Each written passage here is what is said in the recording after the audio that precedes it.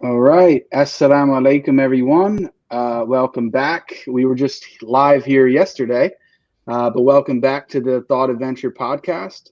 And today we're going to have a formal debate between Dr. Branson and myself. We've got Sam here as a neutral moderator, and I'm going to turn it over to him just to give some light introductions. Sure. So today we're going to be debating the topic, does God have a son?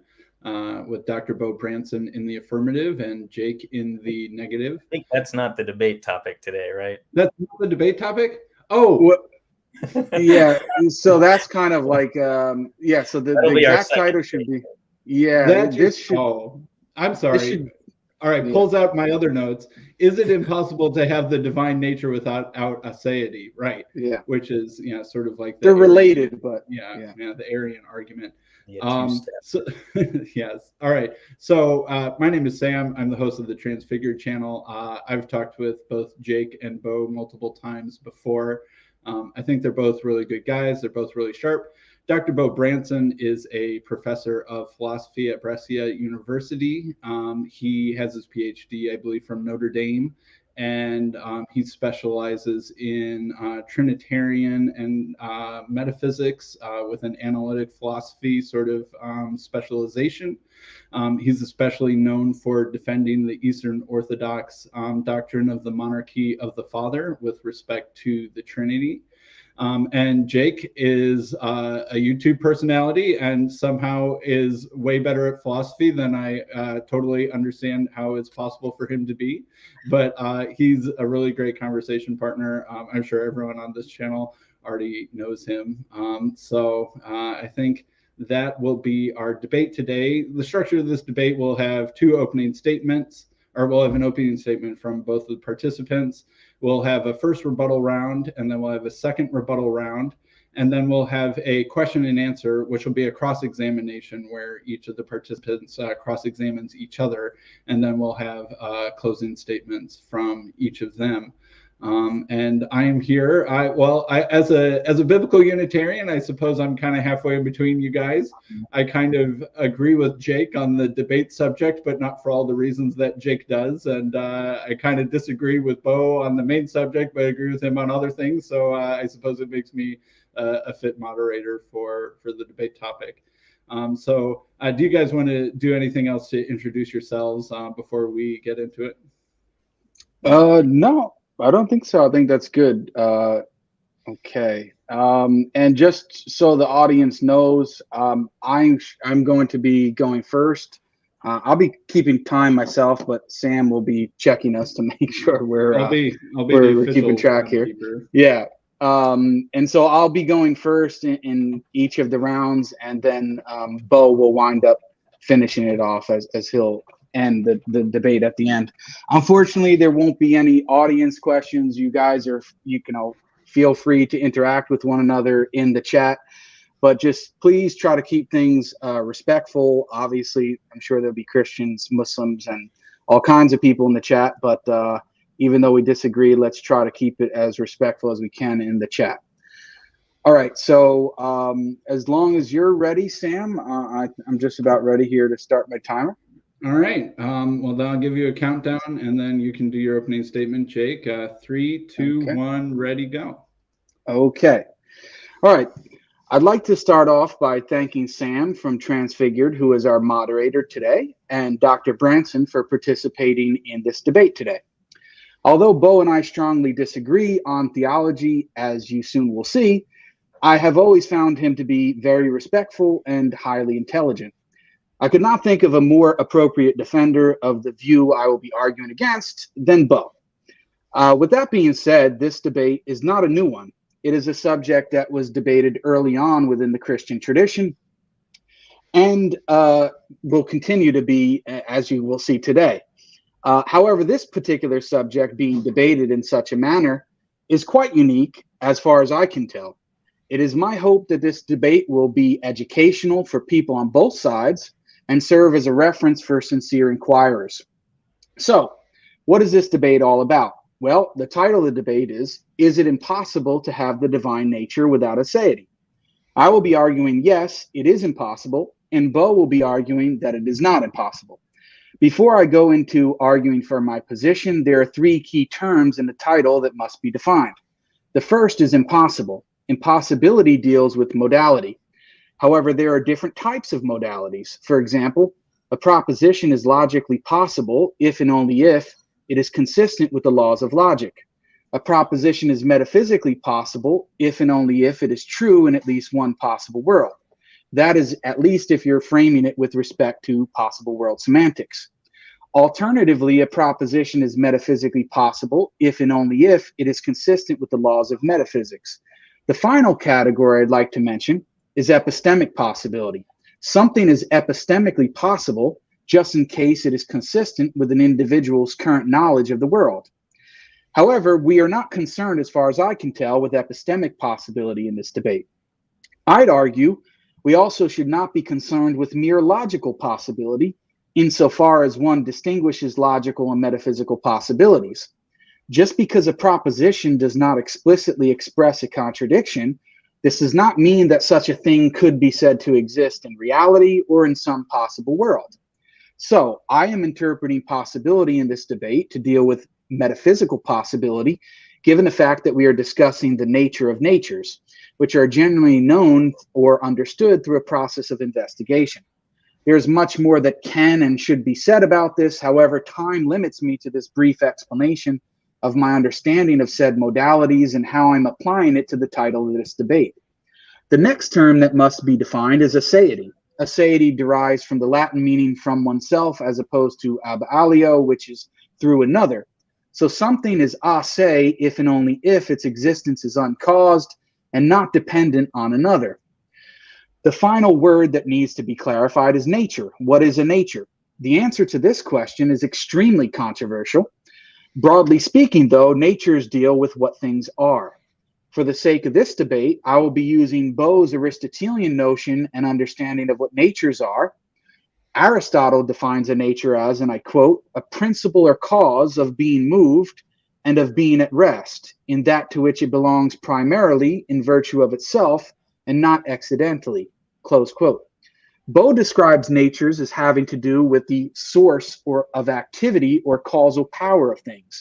According to Beau, we identify natures by the causal properties that the nature bestows upon its bearer. This leads into my first argument against Beau's position and why it is impossible to have the divine nature without aseity. I have labeled my first argument as the nature of natures argument. I will argue that given Beau's own definition of natures, the father and son couldn't possibly have the same nature.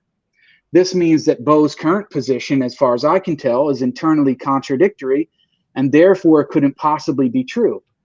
Recall that Dr. Branson states natures are distinguished from one another by their causal powers. However, on Dr. Branson's model, the father and son do not possess the same causal powers. The father alone has the ability to cause or produce another divine person, for example. Not only does he alone have the ability to produce another divine person, but he also produces two divine persons without the son and spirit being involved in the performance of said actions. In the opposite direction, the son alone has the power or ability to become incarnate.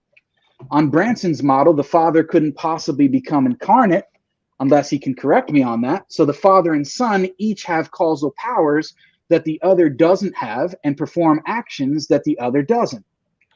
At this point, Beau will probably want to respond by stating that these causal powers are hypostatic properties and are not properties of the divine nature. But why should we think so? Remember that natures are distinguished from one another based on their intrinsic causal powers, and if that is the case, we have good reason to claim that the father and son do not possess the same nature. Dr. Branson frequently uses the example of an uncaused flame lighting two other torches and asserts that we wouldn't say that they don't have the same nature just because one flame ignited the other two. However, this misses a significant point, which is that it is not merely that the two flames were caused by the first, but also that the first flame alone has the ability to ignite other torches, while the other two would not in this analogy. So, given how Beau identifies what a nature is and how it is identified, Would we conclude that the three flames possess the same nature? I don't think so. Is a flame that does not have the ability to produce or ignite another flame really a flame after all? Also, is it possible for the ability to cause another divine person to be a property of the common divine nature? I don't see why it couldn't be on Beau's view. So, if it is possibly necessary, then it is necessary. If that is the case, then my argument cancels Beau's argument out, and what really matters is which one is more consistent with other metaphysical laws and prior commitments. Now, Dr. Branson will want to resist this because he has a legitimate concern that if it is a property of the common divine nature, then it may result in an explosion of an infinite number of divine persons, and an infinite amount of divine persons is impossible. This is true because on Beau's model, if a fourth divine person is possibly necessary, then it is necessary, and an infinite quantity of divine persons would ensue. Could this same concern apply to Dr. Branson's model as well? Well, Beau seems to think it couldn't because the persons can only be distinguished by differences in the types of causation used to produce each divine person. However, why couldn't the Father produce a fourth divine person? Well, Beau typically responds by saying that there are only two types of causation that the Father could utilize. Well, how exactly does Beau know this? Well, it seems that it is because church tradition teaches such. St. Gregory said that it has been revealed to us that there is a difference between generation and spiration, but it has not been revealed to us what the difference is. The problem with this response is that the argument can no longer be defended from a purely philosophical perspective and necessarily depends upon revelation and church tradition. The original purpose of the discussion and the argument was to establish the necessity of the Son apart from revelation and church tradition, and so it seems to fail to do that. At this point, Beau may seek to give a rational argument for the necessity of only two types of causation, but in order to do so, he must first explain to us the difference between generation and spiration, and then proceed to demonstrate why more than two types of causation are impossible. I'd be happy to hear such an argument. However, if Beau succeeds in doing so, then he also seems to falsify St. Gregory's claim that such a thing has not been revealed to us. There seems to be only three options available in this scenario. Either there is only one divine person, there is a plural arbitrary number of divine persons, or there is an infinite number of divine persons. Beau agrees that an infinite number of divine persons is impossible. This leaves us with only two options. Either there is only one divine person or an arbitrary number of divine persons. Any plurality of divine persons seems to result in an arbitrary amount of divine persons, which would be in conflict with the PSR, and anything which has an arbitrary limit, in this case, the number of divine persons, is contingent, which would conflict with God's necessity. So, your options are an infinite number of divine persons, a rejection of the PSR and God's necessity, or only one divine person. At pain of contradiction, we should accept that only one divine person can exist. On to my second argument, which I've called the father-cow objection. Yes, I said it, the father-cow argument. Dr. Branson claims that aseity is not an entailment of the divine nature. He thinks to posit this is quite strange. This means that there is nothing quote-unquote special about the divine nature that guarantees its aseity. However, since that is the case, there seems to be no good answer as to why there must be at least one divine person that is ase. Instead of aseity being a strange entailment relation of the divine nature, Dr. Branson has made it to be a strange entailment relation or property of the person of the Father. But why should we think that this is the case? Let's think about it. If there isn't anything unique about the divine nature that entails aseity, then we could posit the existence of an ase cow, which Beau himself actually does hypothesize. So why isn't an ase cow possible given Beau's prior commitments? Is it just because of the cow's hypostatic properties that rule it out? Well, that doesn't seem to be right at all, as Father Cow possesses exactly the same hypostatic properties as God the Father. What we want to say is that an ase cow is impossible because of the nature of what it is to be a cow. I could just as easily say that the nature of a cow does not secure its aseity, but the hypostatic property of a particular cow called the father cow, is to be ase in the same way as God the Father, and therefore the existence of an ase cow is possible. It seems that on Branson's model, God being ase instead of a cow is just a bit of dumb luck. However, this is certainly an unwelcomed conclusion. My third and final argument, which follows from the previous objection, is that Beau's position seems to entail that God, including the Father, is contingent. Let us call this the contingency of the Father argument. This follows from Beau's classification of what it means to be an intrinsic property. Dr. Branson argues that only intrinsic properties are great-making, and aseity is not an intrinsic property. Therefore, it cannot be great-making. This move is in an attempt to explain why the Son can still be God and equal to the Father by possessing the divine nature without aseity. However, the way in which this is supposedly accomplished by Branson, Sidiouade, and others renders God a contingent being. Sidiouade, whom I've previously debated on similar issues and who happens to be a friend of mine, can simply bite the bullet and affirm that God in fact is a contingent being and not a necessary one because he doesn't necessarily have an issue with that. However, Beau is unwilling to accept such a conclusion. This is probably because he feels it contradicts revelation, the church's teachings, and even reason or natural theology.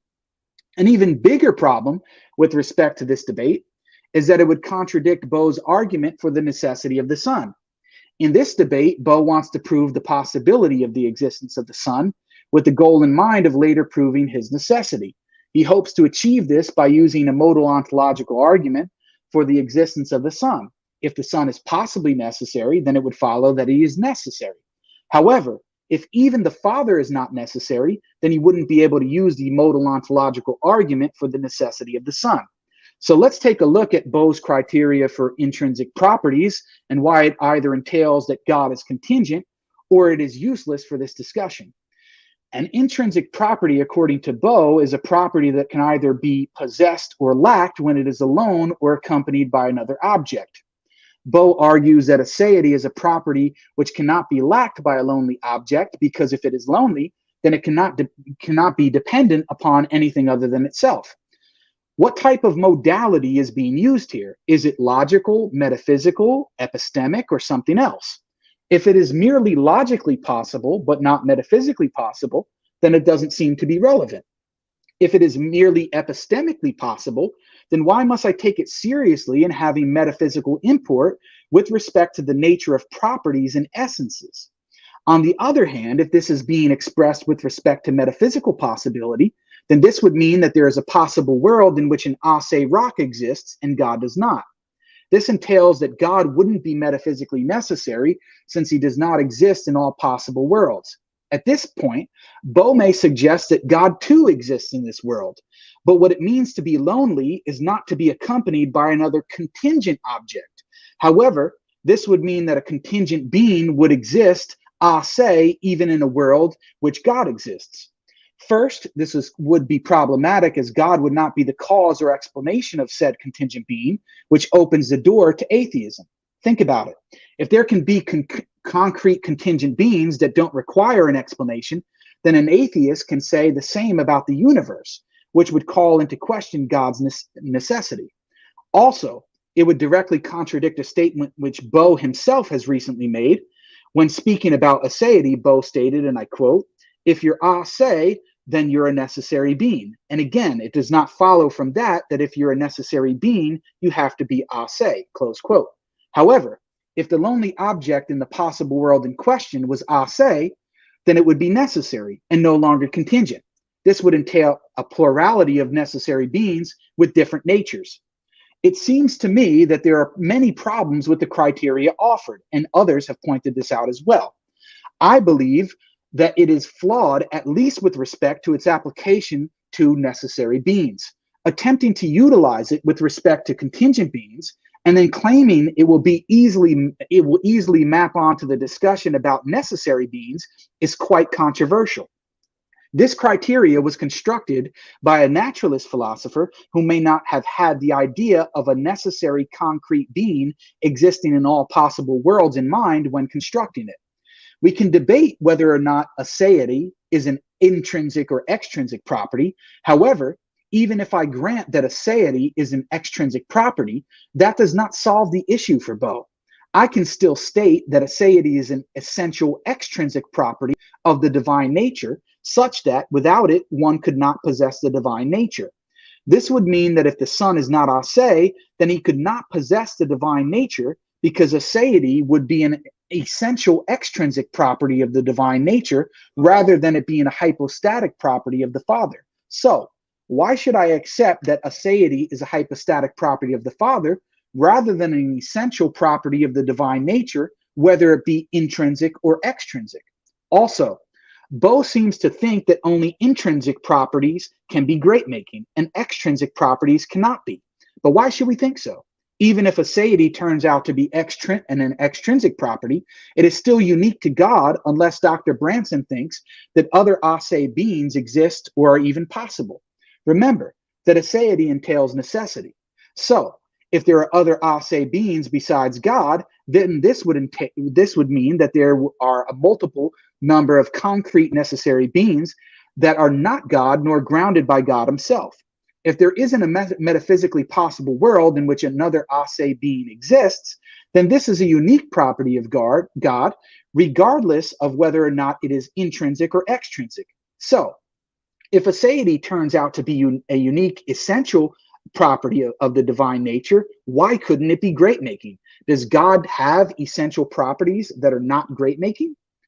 One of the issues that I have with Beau's presentation of this discussion, as we've seen in other places, at hand is that he seems to think that if one accepts the modal ontological argument as being sound, then a son's necessity will follow with ease. However, this is obviously not the case.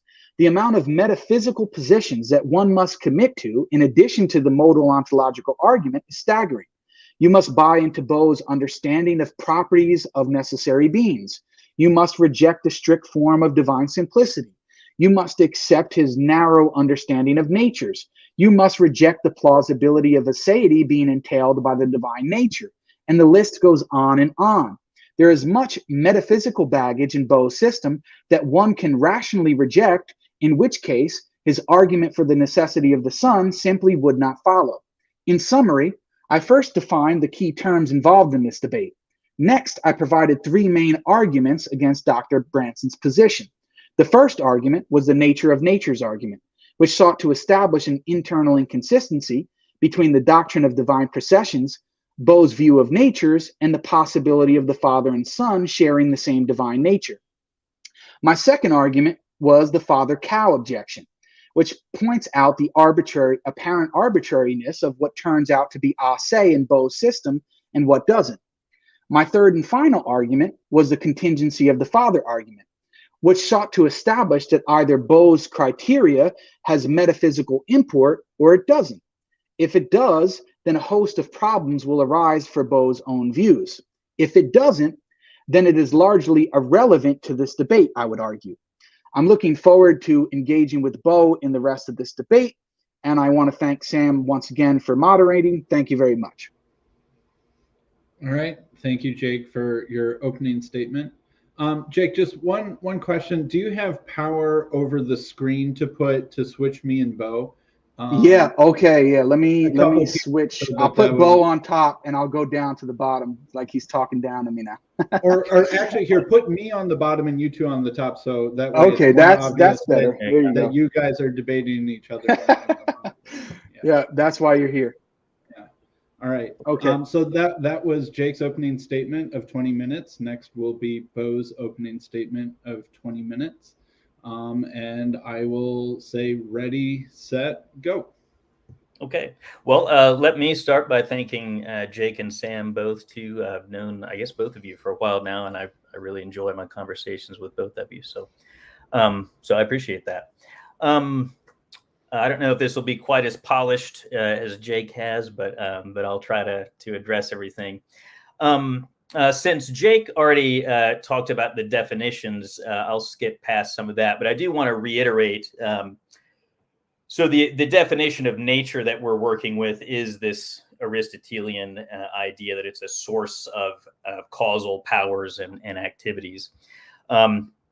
Sometimes in these debates, people sort of assume that if a property is something that you can't necessarily, you necessarily have to have, then it's just kind of automatically part of a nature. And that's not the case. People in antiquity would talk about things like inseparable accidents, which are in the category of accident, but they are necessary. So there's a difference between the way that term gets used in modern discourse versus ancient. Let me talk then. I'll also just kind of reiterate kind of the historical importance of this. This is not a new issue, as Jake mentioned. It's something that came up in the 300s, middle of the 300s during the Trinitarian controversy. So we've had about 1600 years plus, maybe 1650, something like that, to kind of think through this. And part of what I want to argue, and I'm going to argue that I don't think any of these arguments Jake has brought up are persuasive, but there's kind of an inductive argument, right? So when Eunomius, I call this proposition we're debating the Eunomian premise, because he used it in his arguments against the doctrine of the Trinity. And when he came out with this idea, the Cappadocian Church Fathers responded within a few years with their own books, responding to him. He responded to that. They responded again, and so on, back and forth a number of times over, a few decades. So if you go for about 1600 years or so without coming up with anything new, it seems like it's likely that nothing new is really gonna come to fruition. So there's kind of an inductive argument. If you're not persuaded by the arguments that people have already given, it's not very likely that we're going to get a new one. Eunomius's actual argument we can put on the table. So his argument was simple, pun intended, I guess. So Eunomius believed in this very strong doctrine of divine simplicity. He thought God is identical to his essence and all of his attributes, and they're all identical to each other, and so forth. So everything's just identical. So there's absolute divine simplicity.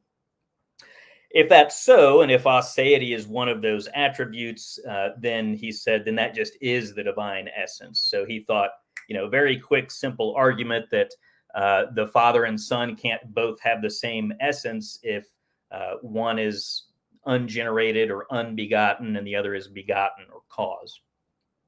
Well, the Cappadocians had a lot to say about that, but just kind of briefly, some of the responses were, look, aseity is a negative property. It's saying you're lacking something, but natures are positive properties. They're things that positively give you certain causal powers. Aseity, so being caused or not, is a relational property. Natures are non-relational. They're by definition intrinsic. I'll get to that hopefully in a second, because Jake talked about being an essential extrinsic property of a nature, but of course there's no such thing as an essential extrinsic property for a nature, because natures are by definition intrinsic. So that was one issue. Another thing, they partly on that issue with aseity being a relational property, and an example that Gregory Nazianzen gives is Adam and Eve and Seth. And of course, in the biblical story, Adam doesn't have a father.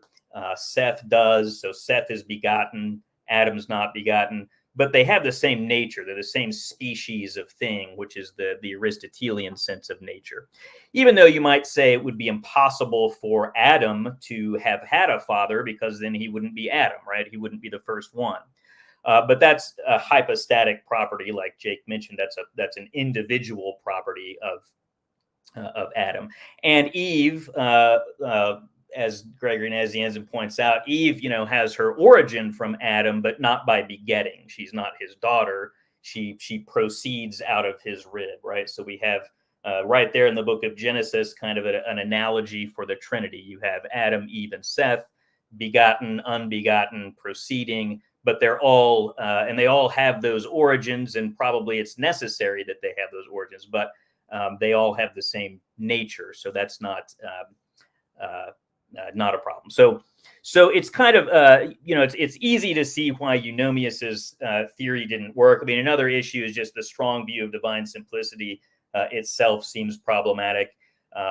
It doesn't seem like God's foreknowledge is the same thing as his power, or his justice is the same thing as his mercy, and is the same thing as himself and his act of creation and so forth.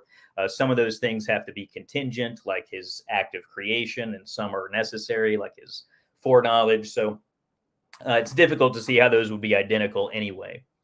And like I said, Jake kind of has made it clear why, this is theologically important. Obviously, if you have this traditional view of the Trinity that you see in the Nicene Creed and the Church Fathers and the Athanasian Creed and others, where the Father is without a source, and then the Son and Spirit have their source in the Father, but they're supposed to have the same nature. Well, the Eunomian premise is just saying that's impossible. So Eunomius's arguments for this proposition were not so hot.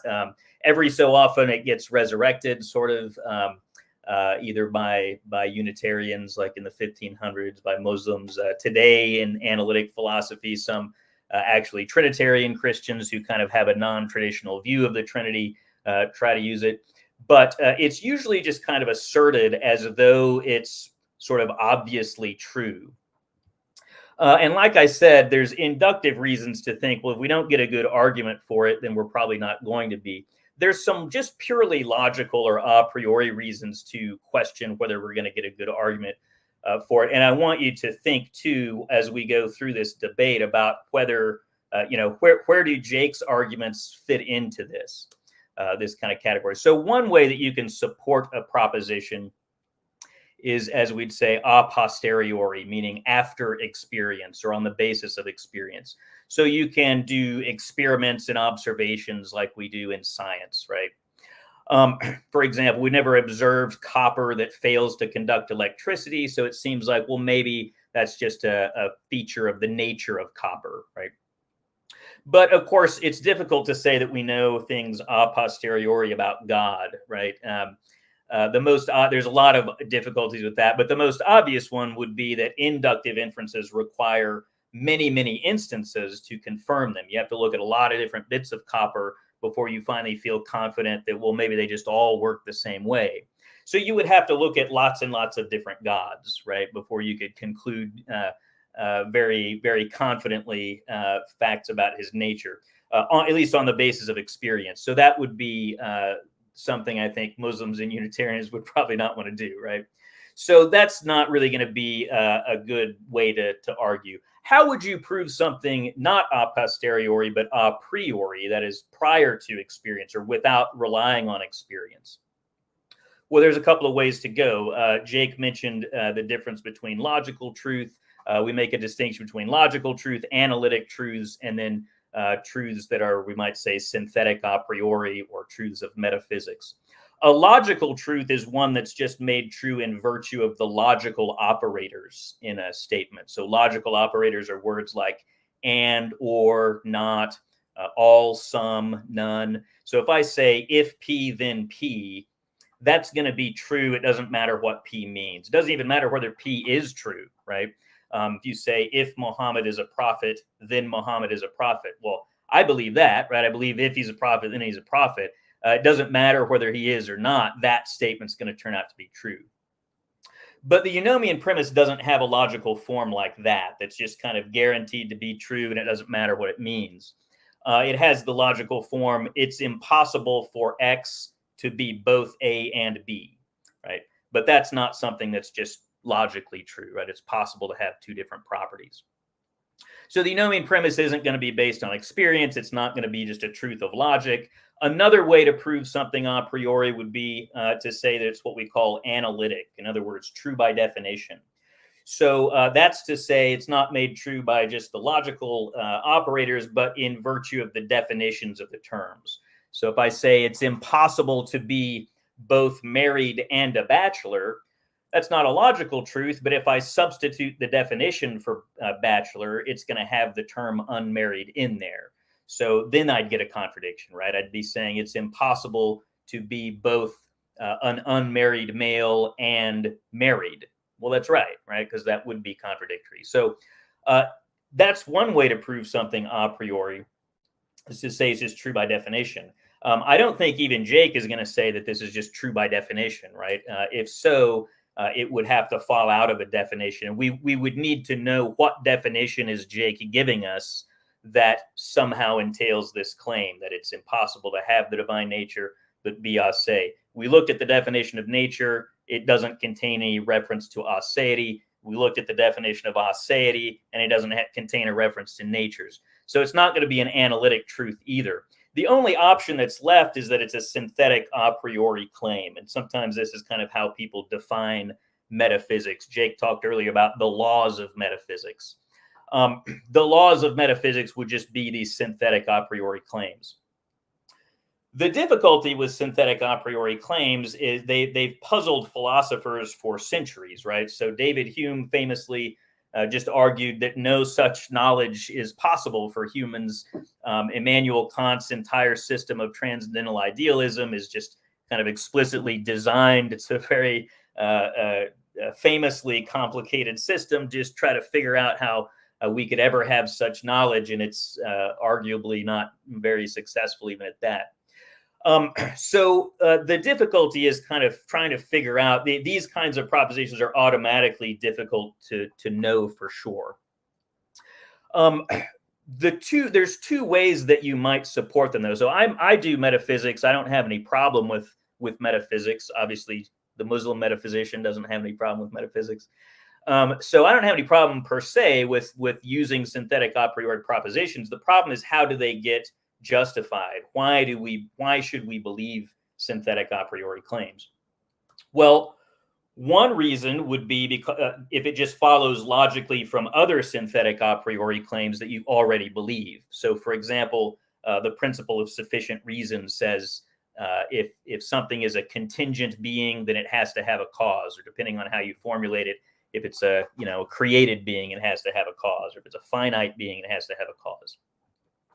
Unfortunately, it doesn't follow logically from the principle of sufficient reason that you can't be Aseity and divine, or Aseity and necessary, and so on. We can go into the logic of why that's so, but it doesn't follow just as a matter of logic from the principle of sufficient reason. It doesn't follow as a matter of logic from, as far as I know, any other synthetic a priori propositions that are just generally or widely accepted, or that theists in general hold to. So the only other way that I know of to justify a synthetic a priori proposition, the way people in metaphysics today would typically think of it, would be to say, well, sometimes there are these metaphysical puzzles or philosophical puzzles, or just questions or phenomena that we want explanations for. And maybe some synthetic a priori bit of metaphysics plays a role in maybe solving one of these puzzles or problems, or giving us a satisfying explanation for something. I'm open to hearing that. I can't imagine what sort of philosophical work the eunomian premise would do, and I've never heard anyone present that. But if Jake has an idea for why that would be, he's welcome to present it. And I would just also say, I'll try to circle back around and address some of these arguments in the rebuttals more specifically. But throughout all of that, I didn't really hear an argument. I heard sort of objections to different sort of aspects of my broader worldview, whatever. But I didn't hear an argument for the eunomian claim, right? The eunomian premise says it's impossible to have the divine nature but not Aseity. An argument should have premises. They should have a logical form so that those premises entail the conclusion. And I didn't really hear in any of this even really an attempt to actually give an argument, right? So what Jake needs to do to meet his burden of proof, right, the affirmative side, is to say, here are the other synthetic a priori propositions that are widely accepted, or you should accept for whatever reason. Here's how they entail the eunomian premise. So we need to see that. Or if we're not going to get a logical derivation, right, we need to hear why is this proposition just kind of independently plausible? What puzzle does it solve that can't be solved by some other metaphysical system or whatnot?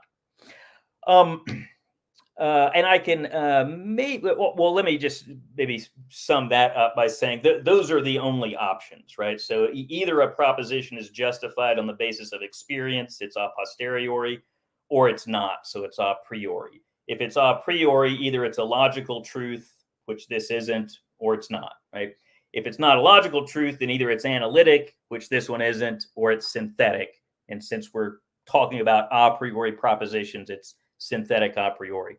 So we really do need to see that it follows logically from some other synthetic a priori propositions, or there's something that it's doing that's giving us some warrant. But besides the fact that we don't, as far as I can see, have an argument for it, there are reasons for thinking that, at least suspecting that it's probably false. The first one I'll just say that is the burden of proof argument. So Jake sort of touched on this, that if a proposition is not contingent, right, so it's either necessarily true or it's just impossible, there's kind of a symmetry argument that people can make, and they do make in some of these arguments in metaphysics. If you say, well, this proposition is not contingent and it's possible, so it's not impossible, and well, the only thing left is that it's necessarily true. Well, the person on the other side of the fence might say, well, but symmetrically, like I can make a mirror image of this argument and say, well, it's not contingent.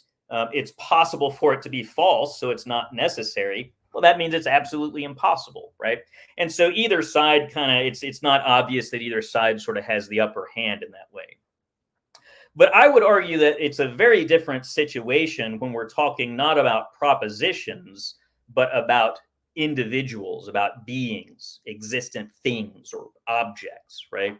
So if you're talking about, of course, most of the things that we talk about in ordinary life are contingent.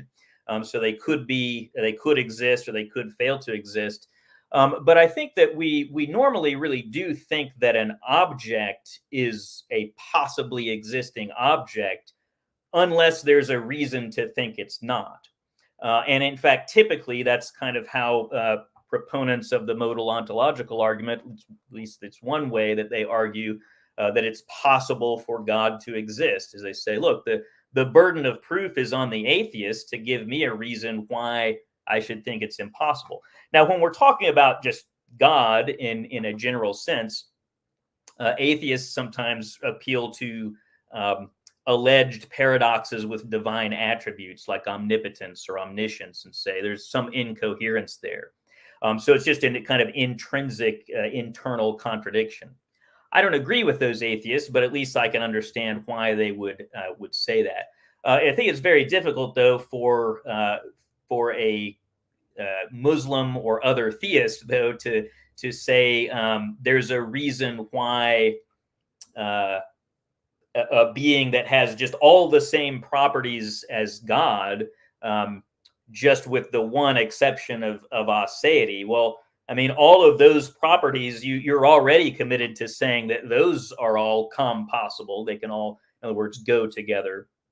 And of course, you believe they're creatures, so you believe there are things that are not Ase. So you have to really say why it is that this particular combination of properties is impossible. It seems very strange to think otherwise. So to just wrap up, at the most basic level, what Jake needs to do to meet the burden of proof is give some non-circular support for the eunomian premise. And whatever that is, we need to know, is it supposed to be a truth of logic? Is it analytic or synthetic a priori? So hopefully we can get that, and I'll end my time there. All right. Thank you, Beau. So next we will have our first round of rebuttals where Jake will give a rebuttal and then Beau, and then we'll have a second round of rebuttals after that. Each person's time is 10 minutes. So we will now pass it over to Jake for a 10-minute rebuttal for him. So ready, set, go. You're on mute, Jake. It's muted. I didn't realize that. One second. Let me just restart my No phone. problem. Yeah, I'll start your timer over. Okay. Okay, I'm ready. All right. So, Beau, thanks for that opening statement. I think that really the crux of the issue needs to be clarified here. Who has the burden of proof in this discussion? It seems that the burden of proof is being completely shirked on me and basically saying, well, Jake, you need to present arguments against the metaphysical impossibility of this view, and I just need to sit back here and try to poke holes in your arguments.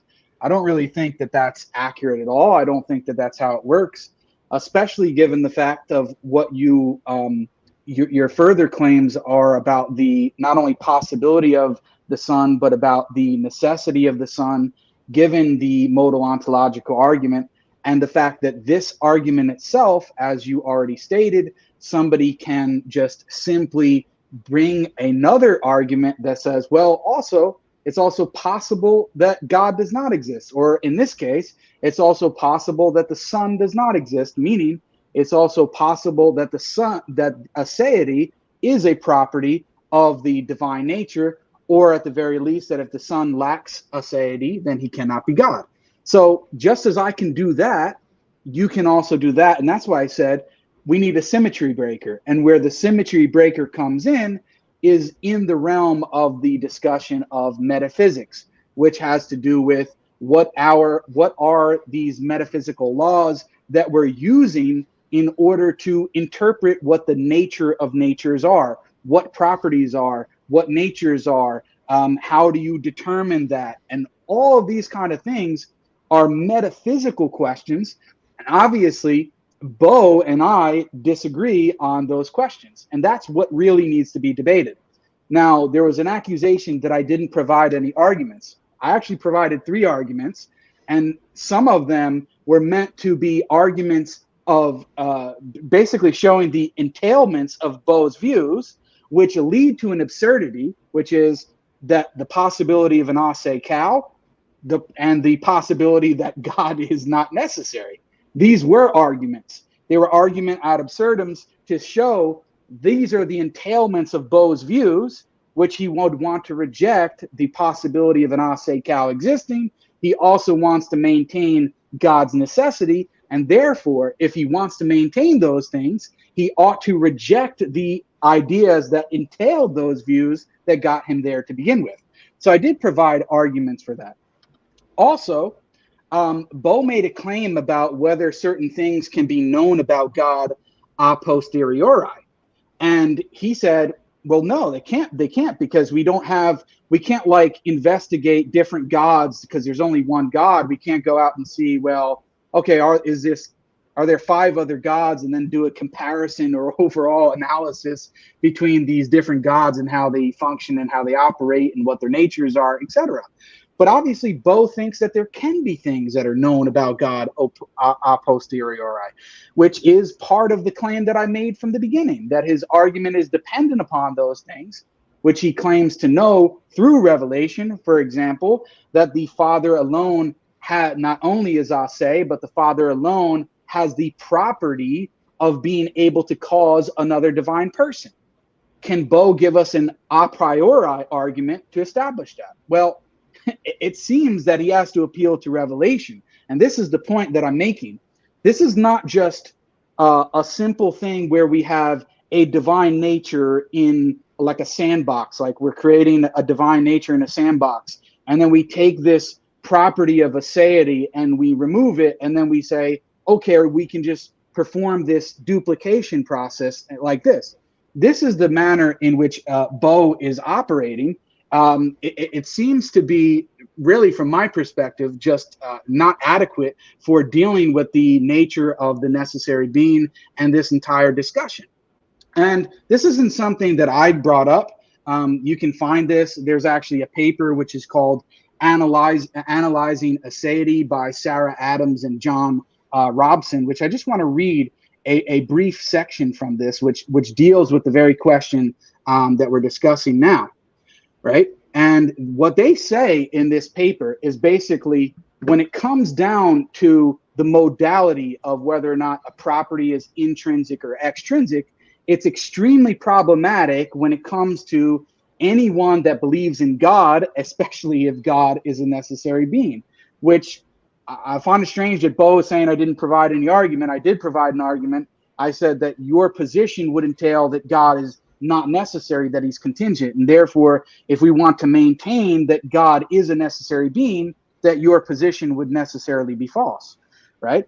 So I did provide an argument for that. Now, what this paper here says, right? It says, now following Sarah Adams in 2015, we hold that theists are precluded from accepting a straightforward modal characterization of independence, since this would prohibit them from making any non-trivial claims concerning created beings as dependence on God. This holds because, one, according to the standard modal semantics, any counterfactual with a necessarily false antecedent will come out true. And two, God qua perfect being is standardly taken to exist necessarily, which is my point. Hence, if God didn't exist, then neither would anything else, is true. But so is, if God didn't exist, then the authors of this paper would still exist. The theist thus needs to adopt a notion of dependence that is more fine-grained than the standard modal semantics allows. And then it goes on and on to explain the issue even further. So my point is, and Beau didn't include this, but what people don't know is there has been an ongoing discussion between Beau and I. We had a discussion sometime last year. He also made a presentation of one of the arguments that he used in the prior discussion, which I do believe is fundamentally related to this debate, because Beau wants to simply say that the possibility of the sun, the existence of the sun is possible, and if he's possibly necessary, then he's necessary, and show that he's necessary. What I'm showing is I'm showing the entailments of certain views that Beau holds, which are inconsistent with his own views. So the fact that he wants to say that God is necessary, well, that's at odds with the very characterization of intrinsic properties that he's using to establish that aseity is an extrinsic property rather than an intrinsic one. Okay, so I'm giving entailments of Beau's view, showing that they conflict and contradict with other things that he holds to be true, and therefore his own position is internally contradictory. That's what I'm dealing with. Now, as I said earlier, I want to go over, just to reiterate in this last 2 minutes, some of the three main arguments that I actually used in my opening statement. So the first one, as I said, was dealing with what I call the nature of natures, right? So the nature of natures argument, which I was basically saying that under Beau's conception, he understands natures to have to deal with causal powers. Well, the Father has a causal power which the Son and the Spirit don't have, which is the ability to produce another divine person. Now, we know that based on Beau's claims. Now, what he's trying to do is he's trying to remove that from the discussion to say, well, wait, no, let's just focus on these other smaller claims and make it very specific. And then I'm going to hit you with this other stuff later. No, that is part of the view. And I'm showing the entailments of that view, which are problematic. Okay, so the idea as a Christian that you hold that the Father, Son, and Spirit do not have the same inherent causal powers, given your own Aristotelian understanding of what natures are, provides a refutation for that view. It's an internal contradiction. So in fact, it's one of the best proofs that somebody can actually make in a debate is to show that their opponent actually holds two contradictory positions. The second one was on the Ase cow objection. I just want to state at the outset, it wasn't meant as a disrespect or anything. Dr. Branson mentioned the Ase cow in his previous video, just as an example. So I wasn't trying to be rude with the father cow. I didn't intend anything by that. But my point of that was to say that the nature of the cow does not guarantee the divine nature does not entail or guarantee aseity. So the question is, why do we have the divine being, which is ase, rather than the nature of the cow, with Aseity added to that. We could just do that in the same way that Dr. Branson is proceeding with this sort of sandbox approach. And my final argument, as I restated before, was on the idea that the Father results in a contingent being because there's a possible world in which he does not exist. Now, these are all arguments against Dr. Beau's position, and I hope that he'll respond. All right. Thanks, Jake. That was the first rebuttal from Jake. And now we will have the first rebuttal from Dr. Branson. So if you are ready, set, go, Beau. Okay. All right. Well, thank you. Thanks for that clarification. So I think I understand a little bit better what you're trying to do. But I would say, though, still, I would say we're not literally getting an argument for the Eunomian premise. What we're getting is various arguments about the inconsistency of Beau Branson's worldview. I'm perfectly happy for the purposes of this debate to just say that my worldview is incoherent. And so now that we've established that, we can go back to sort of the main subject of the debate, which is it really impossible to have the divine nature but lack aseity? And I'm still not sure why that would be. So I'll go through the arguments. So Jake said earlier that he is essentially, these are reductio ad absurdum arguments, right? So if you think that it is possible to have the divine nature but without aseity, then you get all these absurd consequences.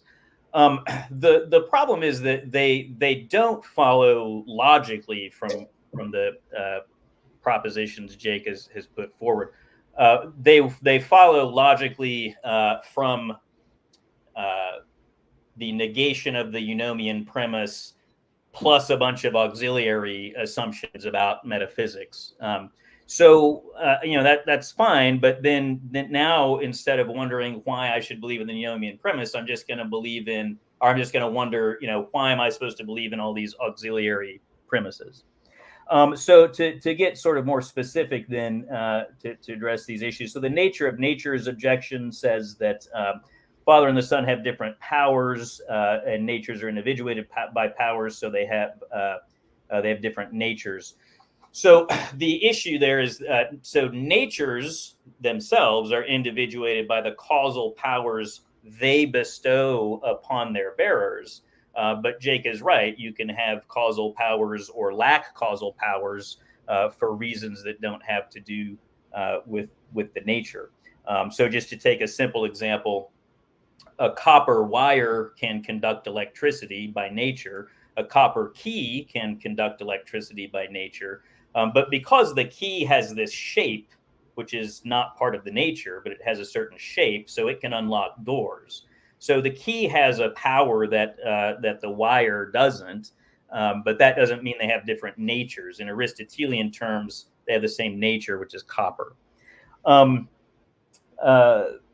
Also, I guess I'll address quickly the father cow objection. So I think that relies on different definitions of aseity, and maybe I can get into this more later if I can share my screen on another rebuttal or something. But so one way that we might define aseity, let's call it individual aseity, would just be to say a thing is individually aseity if it just actually doesn't have a cause. And it's individually ab alio if it actually is caused by something else. So that's pretty simple, right?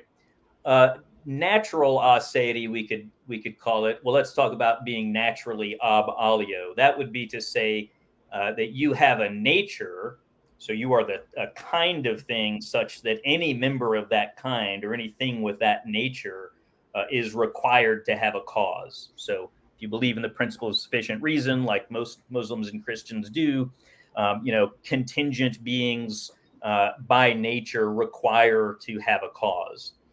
I wish I could put this on a screen, but in logical terms, if you negate that claim that something has a nature such that nature requires it to have a cause, you get what's called a scope ambiguity, right? So the negation, the not, basically can be taken to modify two different places in a logical formula. So this just the logical negation of saying that something has a nature that requires it to have a cause would be to say that it just doesn't have a nature that requires it to have a cause. That means it could have a cause or it could not have a cause, right? Just like a carnivore is something that must eat meat, right? If you're not a carnivore, you're a non-carnivore, that might mean just you're not required to eat meat, but you could. So you're an omnivore. You could do it if you want or not. You've got options, right? Or it might be that there's this thing called a non-carnivore that just, can't eat meat. It's required to not eat meat, right? That would be a narrow scope interpretation.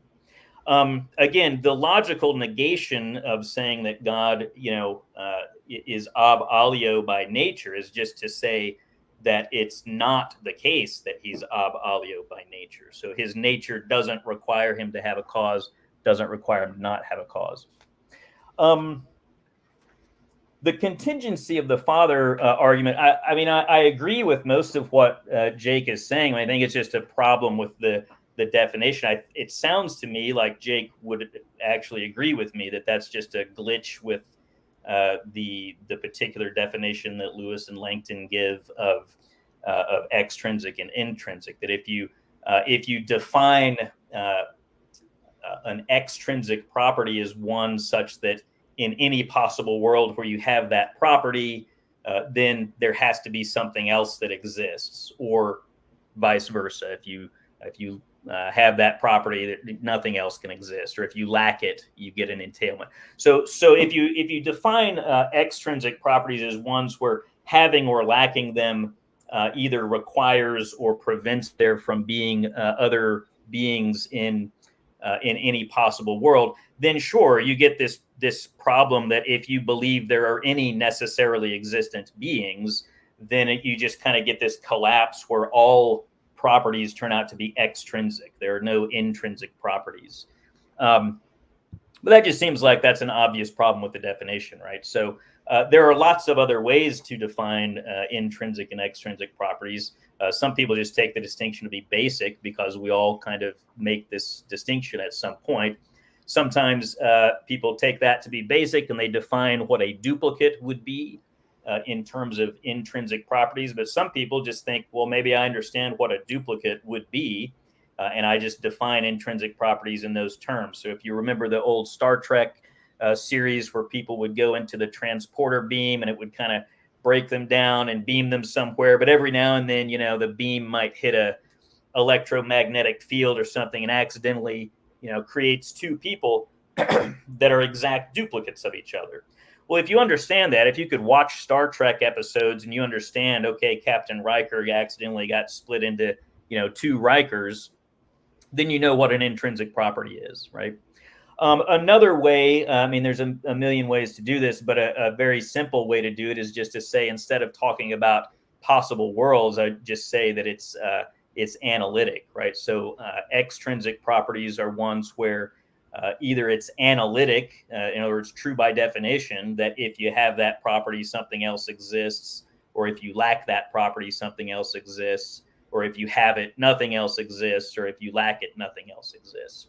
So, for example, it's just true by definition that if you are a slave, you have a master, right? That's an extrinsic property. It's true by definition that if you are a parent, then you have a child, right? It's true by definition that if you are caused by something else, then there's something else, right, that caused you. So I think, it's just a matter of sort of tweaking that definition. Some other things that Jake brought up here.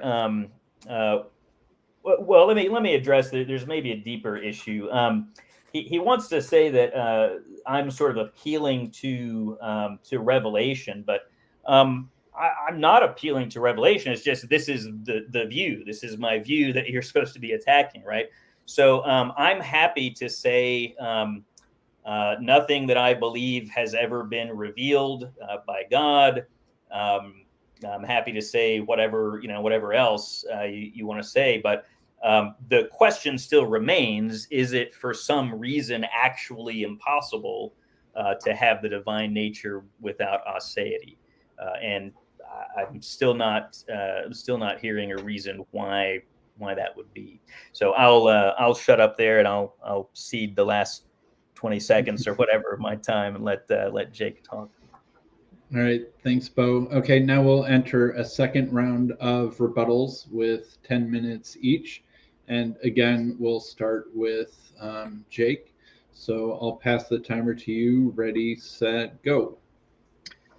All right. So this is a bit interesting because Beau seems to think that I'm not providing arguments against his view. I do think that I am providing arguments against his view.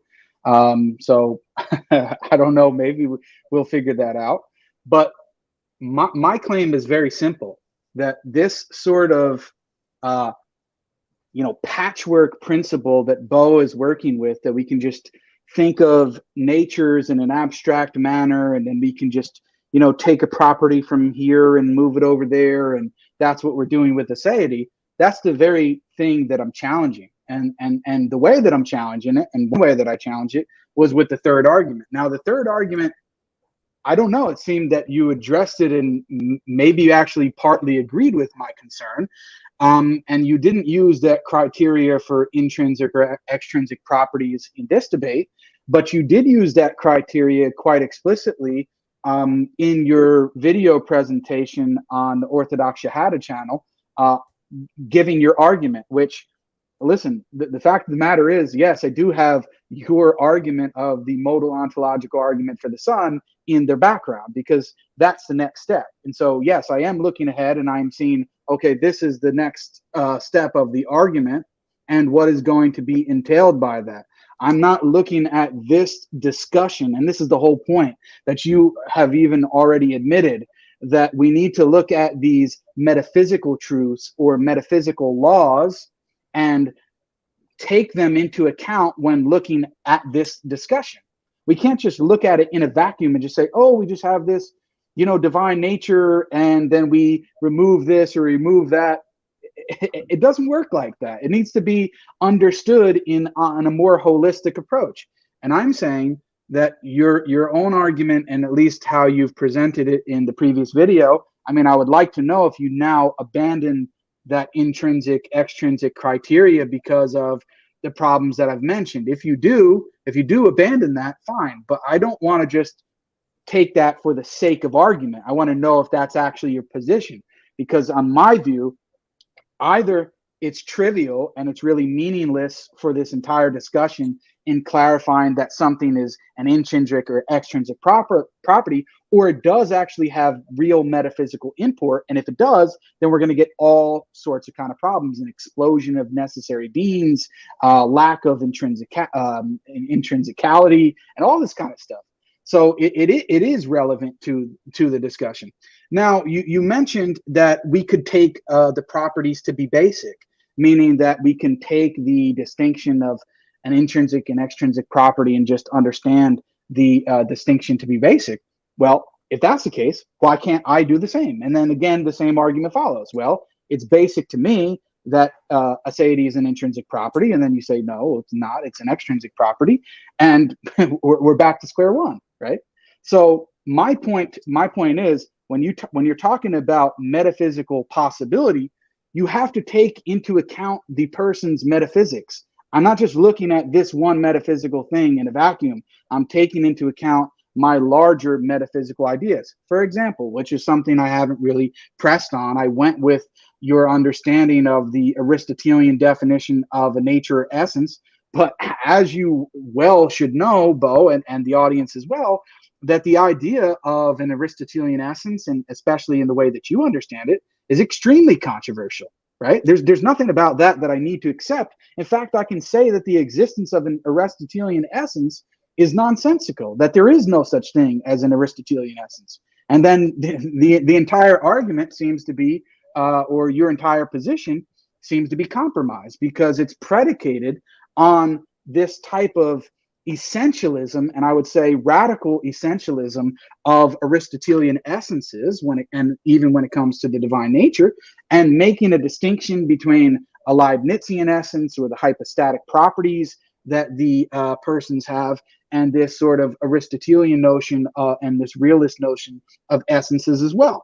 So again, I'm pointing out another assumption in the debate, which we can quibble over, and I can say, well, no, I don't even actually believe that, for the sake of argument, that Aristotelian essences don't exist. And then how are you going to adjudicate that? You're going to say, well, I take it as primitive that they do exist, and we can get into a whole, discussion about whether or not Aristotelian essences exist or not.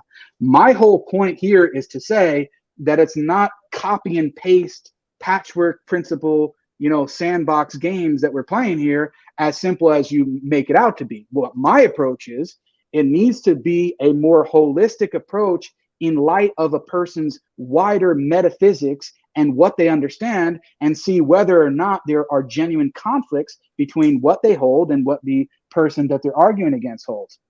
Also, this idea just on whether or not aseity is intrinsic or extrinsic, and a potential problem with it is, my claim is that just because any lonely object is ase, it does not entail that aseity is due to loneliness in every possible world. Meaning, just because any being or object that is lonely is ase, that doesn't mean that the loneliness is the quote-unquote cause of the aseity or the property that the object has.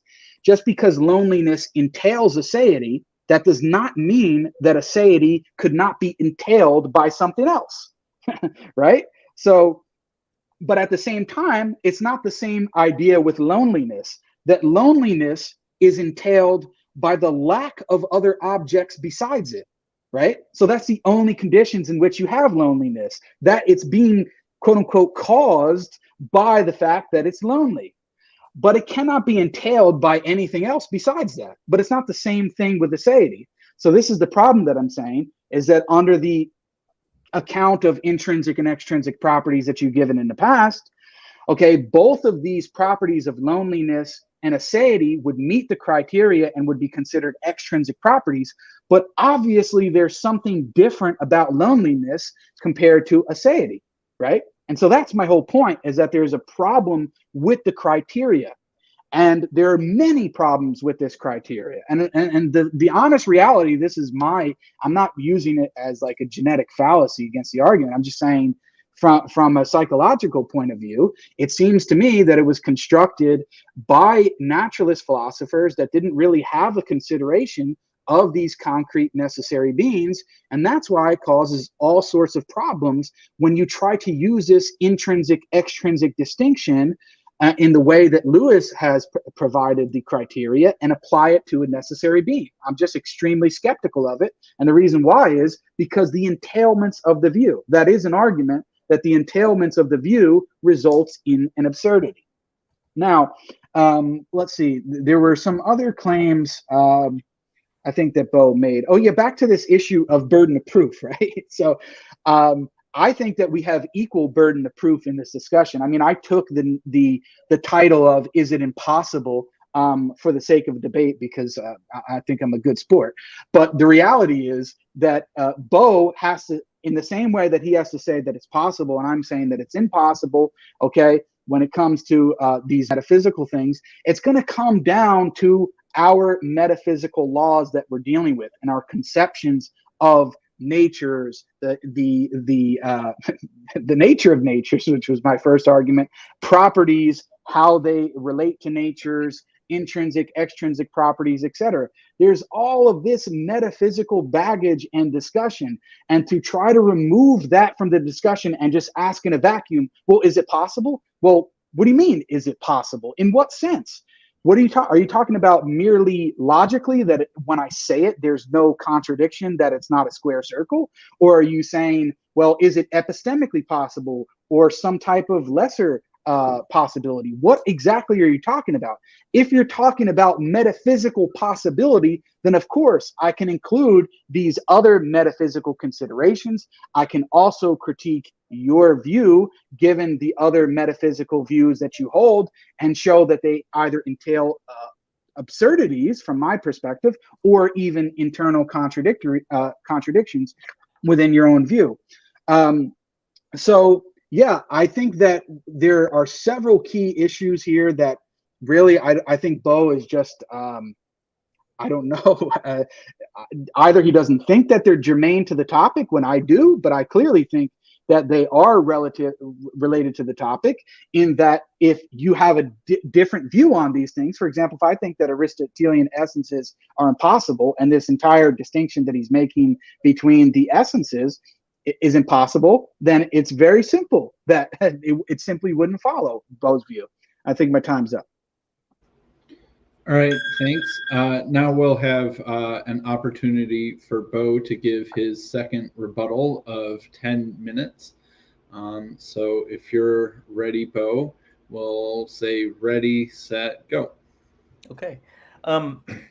So about the burden of proof, I mean, as I understand it, that's how formal debates typically work. The person in the affirmative has the burden of proof. I'll be going first next time and have the affirmative position. So I'll have the burden of proof in the next argument. But also, I mean, I guess I want to say this. I mean, so there might be, I mean, I'm sure there's a lot of Muslims that are tuning in and Christians that are tuning in who, probably maybe already have their minds made up before they watch the debate. But, there might be people tuning in who are sort of on the fence and they're thinking, yeah, I don't know. I mean, is that possible? Is it not possible? And I doubt very seriously that any of them particularly care about Beau Branson in particular and whether his, other views are coherent or not. The topic of the debate is not, yay or nay, Beau Branson's overall worldview is coherent. It's supposed to be yay or nay, it's possible to have the divine nature without aseity. So I guess I don't really see. I'm not following why it would be germane what my other broader commitments might be. Kind of along those lines. So I mean, you talk a lot about other presentations I've given and this sort of thing, and that's kind of all interesting autobiography, but it doesn't seem relevant to the point at hand. So I would encourage you, if I can say so, to think about people who are just sort of neutral listeners who are maybe on the fence and they're trying to think about this issue for themselves and think, do I want to believe that it's possible to have the divine nature without aseity? And likely those people don't really care about whether Beau Branson's worldview is coherent. And I'm not sure I care much about Beau Branson's worldview either, too much. But as far as this argument about the contingency of the Father, so I'll try to be more clear. Yes, I reject that Langton Lewis account of the extrinsic intrinsic property distinction. If I had to settle on an account, I would say it's analytic instead of an issue about just metaphysical necessity. And I don't see that still runs into the same problems. Maybe I'm lost on something. Another thing I would say about that is that it seems to me like Islamic theology anyway would require some kind of distinction between intrinsic and extrinsic properties, because I don't think that at least most Muslims, I don't think, want to say that God undergoes intrinsic change in response to the world. I don't think they want to say he's passable and affected by what happens to the world. Maybe I'm wrong about that, or maybe you have different views in particular about that. But I would think that most Muslims would want to say there's a distinction between intrinsic and extrinsic properties. Another thing, along the same lines too of this kind of criticisms of my broader worldview, you're saying, well, you could just sort of say that Aristotelian natures are nonsensical and don't exist, but it seems to me like that would just get you a trivial result that the Father and the Son don't have different natures if there's no such thing as natures. So I'm not sure, I guess, what advantage that would be or how that would be a good thing. Also, so you're talking a lot about this intrinsic extrinsic distinction, but I haven't really argued here that. So I don't recall arguing that that there was a problem with the eunomian premise involving that distinction. So suppose that aseity is an intrinsic property. It doesn't follow just because something's an intrinsic property that it's part of a nature, right? So the shape of a key is intrinsic. Shapes are universally, kind of paradigm examples of intrinsic properties, but things don't have a shape by nature. So even if suppose aseity is an intrinsic property, it doesn't seem to follow that it's part of the nature, or that having the divine nature would require aseity. I think that's maybe all the notes that I took down. I note that I'll just note my confusion as to what's meant by talk about patchwork something, copy and pasting something. I'm not sure what that argument amounted to, but I'm still not. I guess I'm just still not seeing. So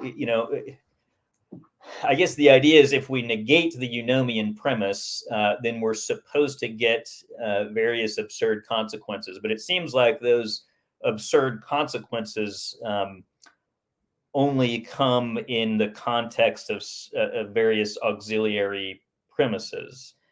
And it would be one thing if those auxiliary premises were something like, again, like the principle of sufficient reason. Most theists accept the principle of sufficient reason. It's part of why most people that are theists are theists. If it just conflicted with that, then that might worry me. But I'm just not seeing it. It seems like there's a lot of other propositions involved here. So maybe I'll say one a little bit more. Can I share my screen here or not? Let's. Yeah, I think so.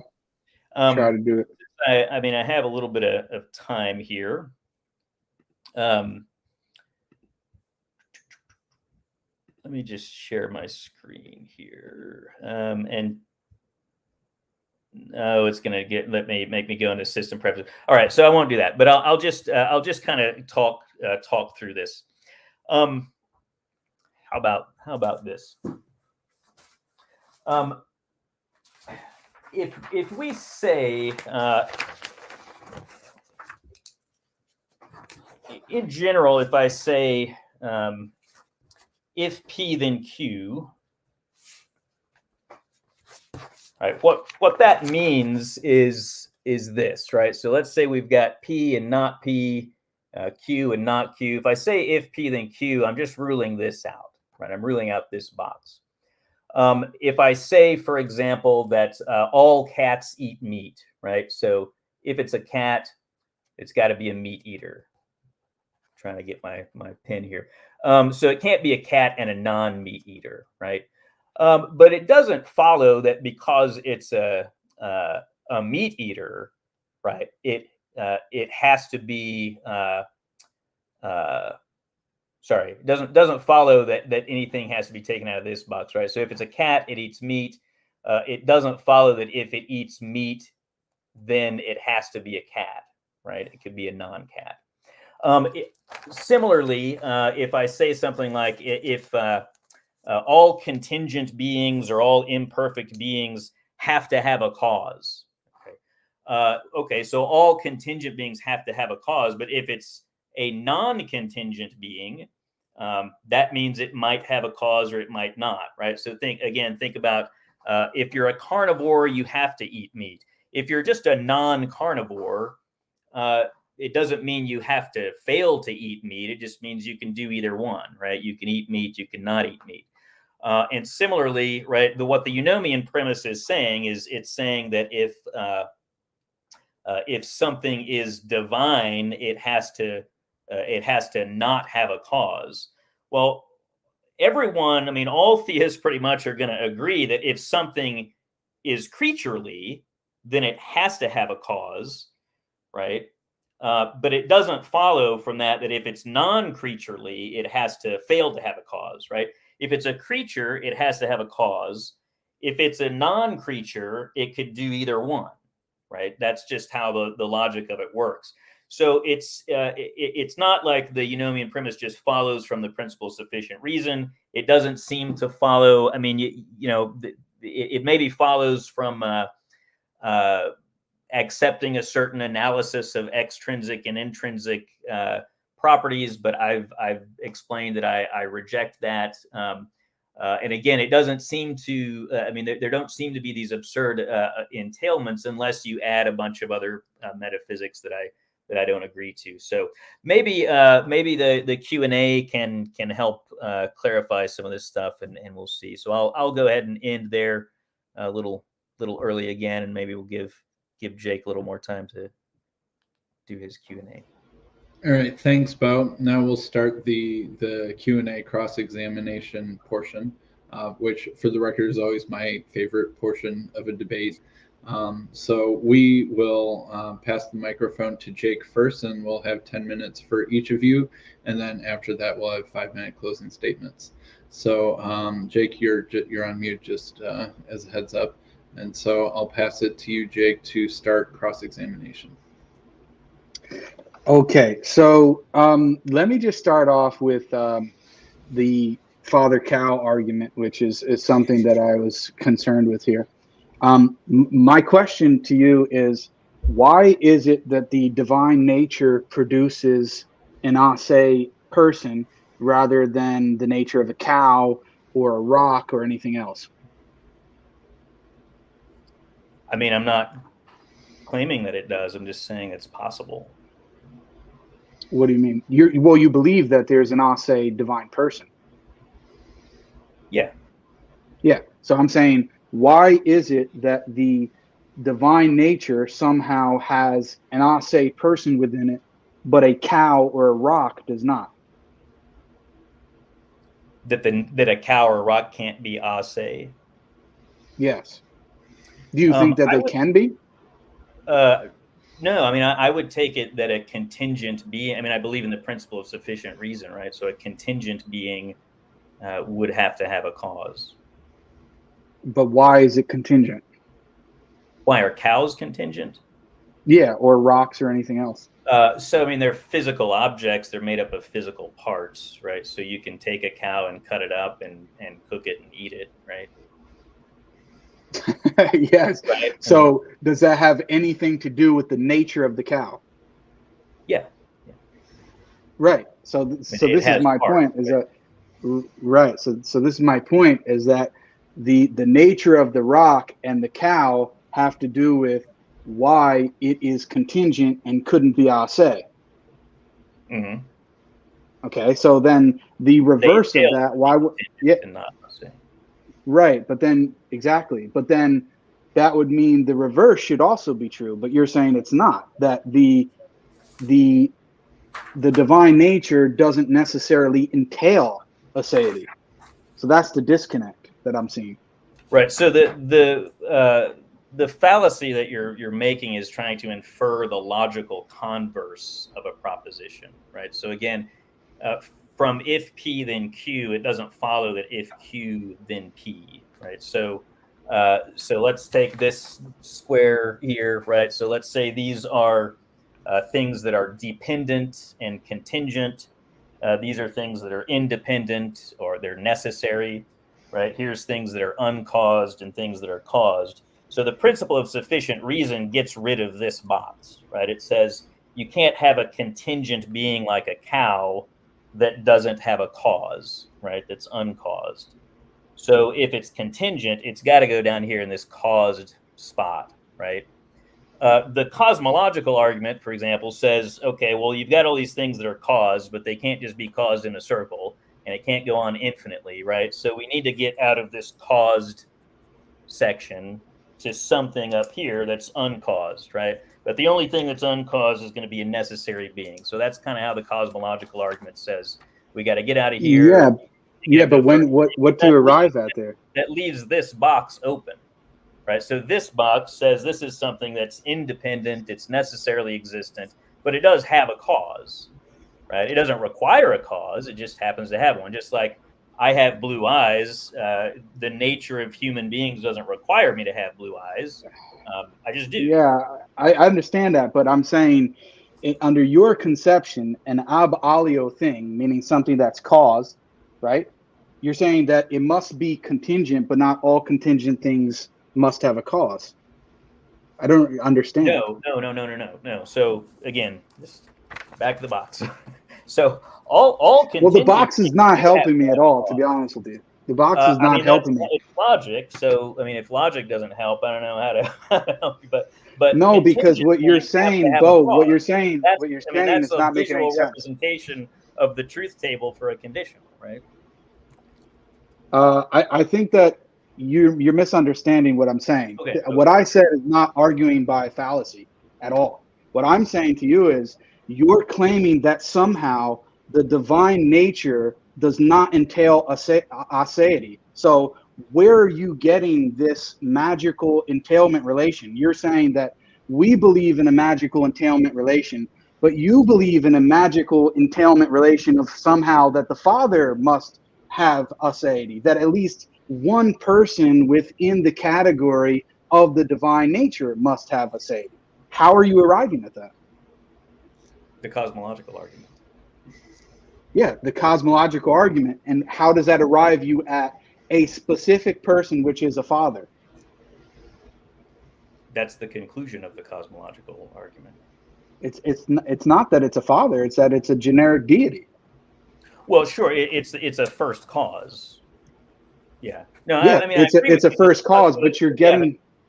Yeah, the cosmological argument doesn't entail that the first cause will have another being that's like it, that it causes. It just leaves open the possibility, is all I'm saying. Yeah, but you're getting there based on the properties and the nature of the cause itself. Getting where? To the existence of God or the necessary being. Sure. Yeah. So what I'm saying to you is there's something about the nature of God that is then entailing his necessity, which you're agreeing with, right? His necessity, sure. Okay, and what does it mean that he's necessary in that sense? Just that like when you're identifying. Okay, but when you're identifying contingent things, how are you identifying them? I'm not sure what you're asking, but I mean, if something exists in some possible worlds but not others, then that would be contingent. Right, but how are you identifying what the contingent things are? I mean, if it could possibly fail to exist, then it's contingent. I'm not sure I'm understanding what you mean by identifying. Yeah, how would you know? How would you know whether or not something's contingent, whether it be my cell phone, this bottle, whatever? So I don't know, but I'm fairly sure you haven't always existed, and I think you'd agree that you haven't always existed, right? So if you haven't always existed, then it's possible for you to not exist. So I was caused. Right. Okay, so if you're contingent, right, then you cause. Yeah. No, it's the opposite. You're moving from the fact that I'm caused to I'm contingent. That's the point that I'm trying to make. Because I'm asking you, how are you identifying what is contingent? No. Yeah, that's not what I would do. I would move from the fact that you actually have failed to exist, right? And actuality entails possibility. So the fact that you have actually at one time failed to exist means it's possible for you to not exist. So that's why I would conclude that you're but the way that you know that is by the nature of what I am and the fact that I'm caused. No, I'm just a dumb person who thinks that you haven't always existed. I don't mean I mean I could be wrong. You could correct me So if I'm wrong. you're just taking it as a brute fact. I guess I mean I feel pretty comfortable in the assumption that you haven't always existed. Yeah, but the question is I'm why. open to correction, but I mean it The question is why, because I'm trying to get at your intuitions. And the fact of the matter is, when you use a contingency argument, you have to explain how you're identifying what contingents are. And it's going to be whether it be having to do with it being caused, or if you believe in divine simplicity, which you don't, and the fact that it's made up of parts and it's caused by those parts, or if you say that it has arbitrary limits. There are a number of different ways that you can do it. But one of the ways that you're identifying the fact that something is contingent is the fact that it's caused, has a cause. It's not uncaused. So I mean, certainly if I had independent reasons to think something was caused, then I would think that it was caused.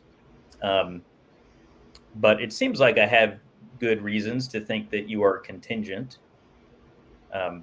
I mean, so I can imagine, I don't want to imagine it, but I can imagine you dying, or I can imagine someone, cutting you into parts or something like that. And then if all the atoms that made up your body just were spread out to the corners of the universe, I mean, I guess you would cease to exist. And that, I mean, again, maybe I'm just a simple man, but that seems like that would be possible to me. So, yeah. Anyway, so on the question I was asking about the causing and the Father causing the Son, you never really addressed my question about why there couldn't be an infinite amount of persons. All right, this will be Beau's last answer. Okay. So yeah, if the property of generating a divine person is shareable, then there would be an infinite number of divine persons. But if it's not, then there wouldn't. All right, and with that ends Jake's cross-examination of Beau, and now we'll have 10 minutes for Beau to cross-examine Jake. So if you are ready, Beau, I will pass over to you. Ready, set, go. Okay. So is there anything, as far as you can tell, about the definition of omniscience that would require a being to be Aseity if it was omniscient? Omniscience, and how are you defining it? So however you ordinarily think about omniscience with respect to God, so just knowing all truths or something like that. I don't think so. Okay. What about being omnibenevolent? So just, always having a morally perfect will or something like that. No, I don't think omnibenevolent. I mean, going back to omniscience, the only thing I can think of is that if the effect can't really know the nature of the cause, then that would be a problem. Okay. So maybe you'd say it's not true just from sort of the definition of omniscience, although there might be some metaphysical issue there, depending.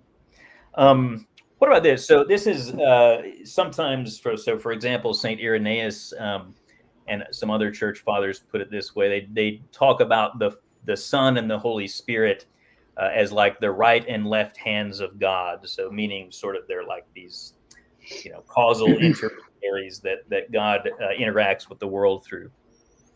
I know this is kind of I guess different people have different views about this, but in the Quran, it talks a little about God's hands or whatever. So some people I know take that very literally. Some people just take it to be, I guess, a metaphor for something like the way God causally interacts with things or attributes or something like that. How do you take that? Do you take it that God literally has physical hands, or do you take those to be kind of attributes, or do you have a different interpretation of it? They're attributes. They're attributes. Okay. But they're distinct from God himself. In what sense? Meaning just God isn't a hand, or whatever the They're hand not is. identical to him, Okay, but they're right. not separate. They're not separable. Okay. So they're not identical. Okay, but they're not separable. So there's, would you say there's been any time at which God was without these attributes? No. And so would you say that the attributes are created? No. Why would they Right. be created? I'm not. It's not a trick question. Just want to make sure it's make sure that I'm on the right page. So what about their existence in different possible worlds? Do you think there are possible worlds where God lacks those attributes? No. Okay. So those attributes, then it's safe to say, are necessarily existent. They're eternal and they're uncreated. Are they also ase? Depends what you mean by that. Are they in any sense caused or dependent on God, or are they just kind of independent things that aren't in any sense caused? They're not independent of God. Okay, so that you wouldn't say they're like absolutely ase beings, like No. Lane Craig with with his Cerberus Trinity or whatever. Okay, so then it seems like we've gotten the conclusion that necessary existence as such doesn't require aseity. Eternality as such doesn't require aseity. Uncreatedness as such doesn't require aseity. None of those three things in combination apparently requires aseity. Also, it seems like the sort of standard attributes you might think that God would have, like omniscience and omnibenevolence and omnipotence and so forth, don't just sort of by definition require aseity. I'm not really following what you're saying, to be honest. Well, just just those. So none of those attributes requires. Yeah, but how does it map on to the discussion? Because this seems to really be deviating from the discussion. Right. So the question is, can you have the divine nature without aseity? And it looks to me like but you have all of God's that's not properties. the same thing, Beau. When you talk about the hand of God, or you talk about the power, it's not a nature. It's not a divine nature. So it's not analogous at all. Divine nature. Yeah. No. Yeah. So it's not analogous to what we're talking about. Okay. I mean, it doesn't have to be analogous. I'm content to say there's no analogy, but in terms of just possibility and necessity, it seems like so none of God's kind of qualitative properties like omniscience, omnipotence, omnibenevolence require aseity, and none of these kind of other existential properties like necessity, eternality, uncreatedness, those factors don't require aseity. So it looks like I don't understand what the relevance is. You're talking about an issue. The question is, can you have the divine nature without aseity? Another way to put that would be if you take whatever attributes God has, since you believe in God, you're going to say those are all compossible, right? And I'm just saying, well, would they be compossible if you got rid of the aseity part and put in the caused part, right? And it looks they wouldn't. Like you're saying individually, all of those attributes would be consistent with a lack of aseity. No, so I'm not I'd saying like that. to know why I'm not saying that. Combination. Okay, I'm not saying that. Yeah, let me hear your what you do think. What are your thoughts on that? I didn't say that at all, because the attributes are not something that is distinct from God. They are not things in themselves, which you're talking about. I really am lost with the relevance of this form of argumentation, because these are not separate, distinct ase beings that all possess the same divine nature. Sure. Yeah. No, I'm not arguing for that. Right. What I'm asking about is not the attributes themselves. What I'm asking about is these other properties. So the property of omniscience doesn't require aseity. So you could have omniscience in theory, without Aseity. You could have omnipotence without Aseity. You have omnibenevolence without Aseity, so forth. You could be necessarily existent without Aseity. You could be eternal. You could be uncreated without Aseity. So those No, I properties don't think so. themselves. I'm not agreeing to that. You don't I'm think not that agreeing God's to that. attributes are necessary and eternal and uncreated, but not Aseity? I don't think that they can exist apart from him. You can't have a separation Right. between God Right. and his attributes and then Yeah. have a discussion about separating them and this type of division. It's Right. meaningless. So they're not Aseity, in other words. No. They're not separable from my, God. my point to you is whether they're ase or not is irrelevant to what you're talking about, because they are not. We don't say that the power of God is God. We don't say that it has the power of God has the divine nature. Yeah, no, I agree with that, but you're admitting that the property of existing in every possible world doesn't require Aseity. In other words, let's just forget about properties. Yes, it does. It does, because there is no such thing that is an individual property which exists apart from God's essence. You're trying to separate it out as if there could be this floating property that would exist in every possible world. Yeah, no, I don't think that. But so to just reiterate, right? Just take a proposition. Let's say an open sentence, I guess, to be more precise. But if X is necessarily existent, then X is ase. You would say, no, that's not right. That's not necessarily true. That open sentence. Was that a question or anything you plug into it? Yeah, do you agree with that? Can you restate the question again? Sentence. So the open sentence would be if X exists necessarily, then X is ase. But if I plug the attributes in for X, then that's going to be false, right? But I never stated that. We're talking about a being. We're not talking about attributes were necessarily existent, but not ase. No. Here's what I'm saying. Well, first of all, you asked me about one specific attribute. How you originally started off asking me about where you were asking me about. No, it doesn't, because we make a distinction between God's attributes. So you're trying to make it seem like all of the attributes are the same. We wouldn't agree to that. No, not. But I think my time. We're just now out of time. Okay. Although I feel like that was starting to get interesting. But now we'll move into the 5-minute closing remarks, and we'll start with Jake for 5-minute closing. So without any further ado, ready, set, go. All right. Thank you very much. I'm going to try to recap this debate as far as I understood it. To be quite honest with you, I'm really disappointed with this debate. I don't think that there was much engagement with Beau as far as my arguments go. I think that he thinks we can simply have this discussion and this sort of patchworking principle, which I think he has an extreme example of it, and we can just sort of play in the sandbox with these ideas without taking metaphysical considerations in mind.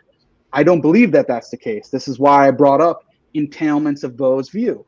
For example, okay, when I asked Beau towards the end of the cross-examination section, I asked him, why aren't an infinite amount of persons possible given his patchwork principle?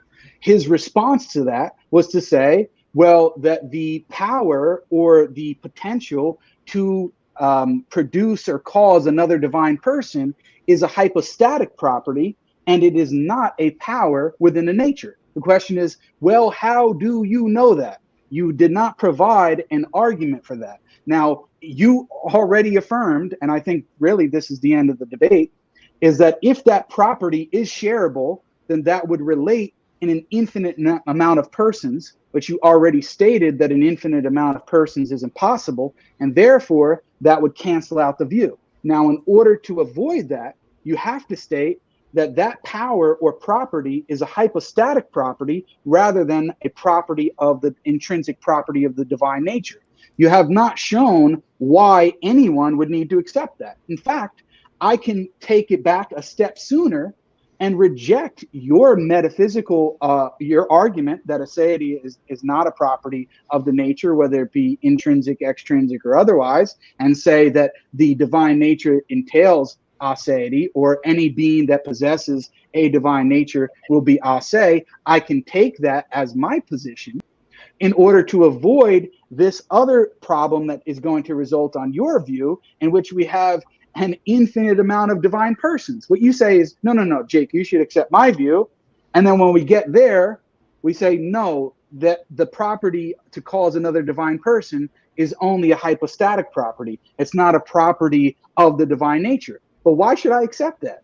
No, it seems to me that given your understanding of how you explain natures, that it would be a property of the nature, and therefore the problem is you getting to that point in the first place. That's why I said my argument is that you will either only have one divine person, an arbitrary number of divine persons, which I believe is your current position, that you have an arbitrary number of divine persons, and the only way to explain away that arbitrariness is to result to a principle that is not a metaphysical principle, is something that is known only through scripture or tradition. And therefore, your position, the entailments of your position, because we're not just looking at this in the vacuum, we're seeing where this leads. It leads to either a single divine person, which is my position, an arbitrary number of divine persons, which you cannot explain why there's three without resorting to church tradition or scripture, in which case that is a violation of the PSR. And therefore, I'm not going to accept that position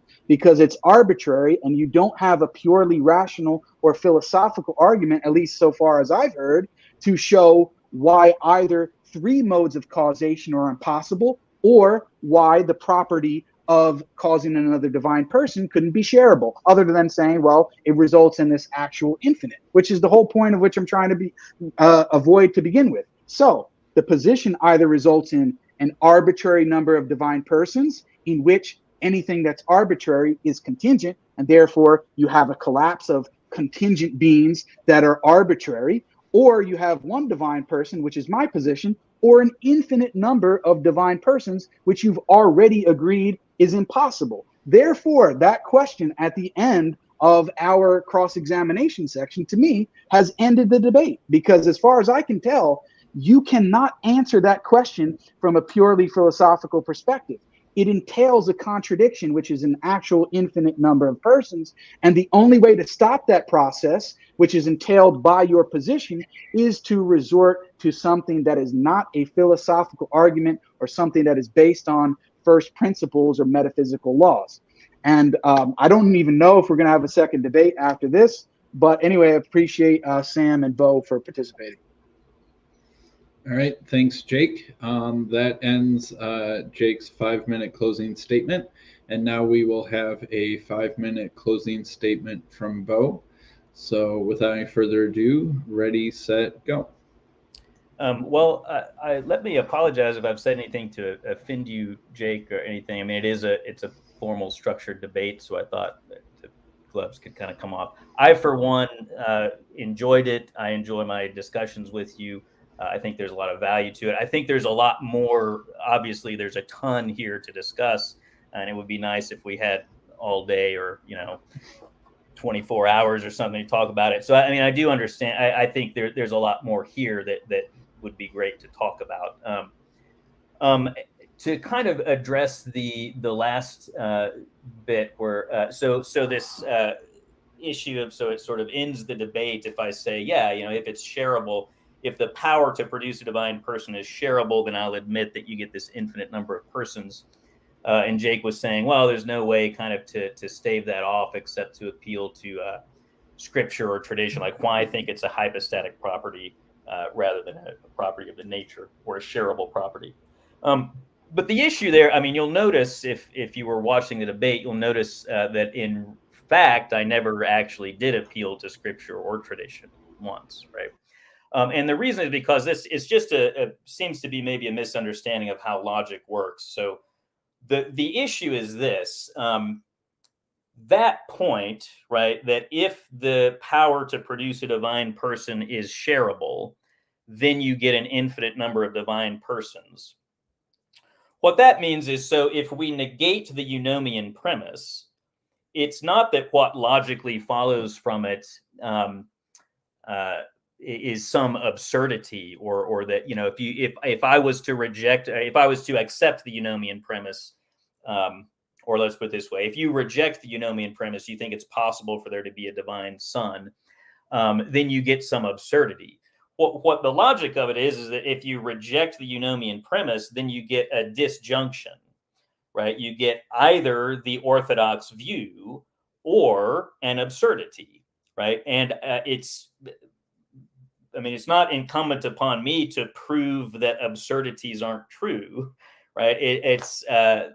Just you don't believe it either, right? So the entailment there, again, is just a disjunction. And it's not that I'm not asking anybody to accept that the power to produce a divine person is a hypostatic property. I'm just saying that's my view. Can you critique it? And I didn't hear that there was a critique of that view. I just kind of heard that, well, you know, we get this disjunction of views, and it's the logic of it doesn't show that negating the eunomian premise leads to an absurdity. It leads to, again, the disjunction of an absurdity or the orthodox view. So I'm still waiting to hear why we can't have the orthodox view. And finally, to maybe explain or elaborate a little bit where I was going with those questions, Jake said he was a little confused. To say that it's possible for an object or an entity to exist is equivalent to saying that all of that thing's essential properties are compossible. That is to say, they're all they can be co-instantiated by the same thing. So that's just an equivalent way of sort of saying the same thing. And what I'm saying is, it sounds to me like Jake was admitting that omniscience is compossible with a lack of aseity. Omnipotence is compossible with a lack of aseity. Omnibenevolence is compossible with a lack of aseity. So those properties themselves are, in theory, compossible with the lack of aseity. And I understand that attributes aren't persons. I'm not saying that. I'm just talking about omniscience, omnipotence, omnibenevolence, then necessary existence, eternality, uncreatedness. All of those things individually, it sounds like, are compossible with a lack of aseity. I'll give you an out here. I don't want to be a bully in the last 30 seconds here, but you know, I understand you might say, like, yeah, but you know, there couldn't be an actual being, a hypostasis, as we call it, that would have all of those.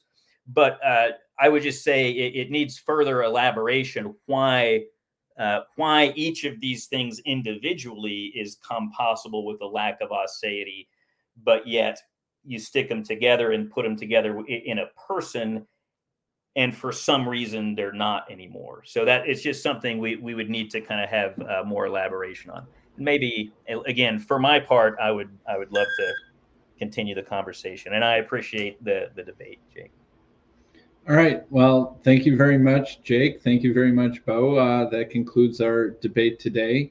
I hope the audience enjoyed it. I feel like I learned a lot, and that I would like to see you guys keep talking. I feel like repeated practice makes for improved conversations. But so I really enjoyed this debate, and I was happy to host. And so thank you very much, everybody, for watching. All right. Yep. I'm just going to click the outro and we'll end it here. All right. Thanks, everybody, for watching. Assalamu alaikum wa rahmatullahi wa barakatuh.